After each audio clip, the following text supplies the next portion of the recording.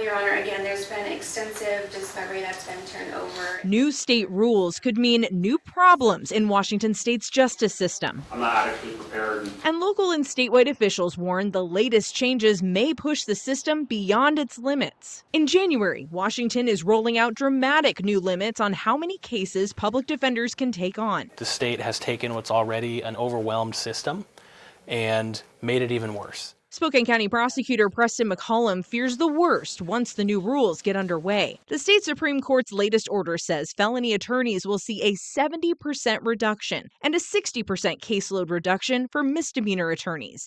These changes are meant to give public defenders more time with each client. Spokane County Public Defender Director Colin Charbonneau says that's a good thing for his clients. If you have an attorney that has time to work your case, that's going to lead to better outcomes for you, whatever that may look like. But counties don't have to meet the new limits all at once. They can phase them in by chipping away at their caseloads a little each year, with full compliance expected within 10 years. But reducing the caseload increases the number of public defenders needed.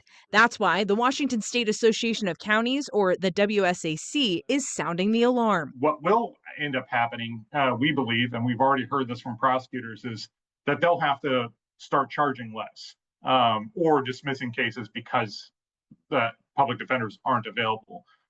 So that means that you will start to see, felony crimes not be prosecuted. While Spokane County's prosecutor hasn't seen this yet, he believes it could happen soon. What does that mean for the victims waiting for justice?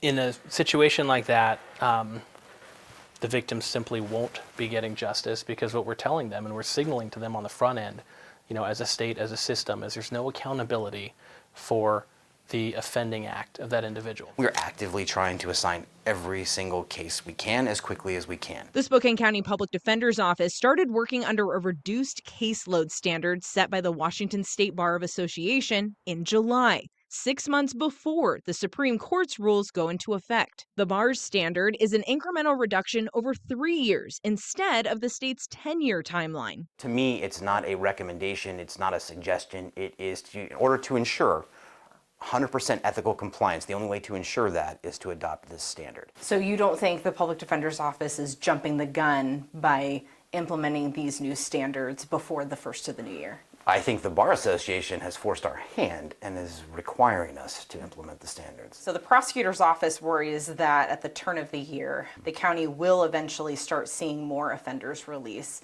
cases dismissed or delayed. Do you agree with that?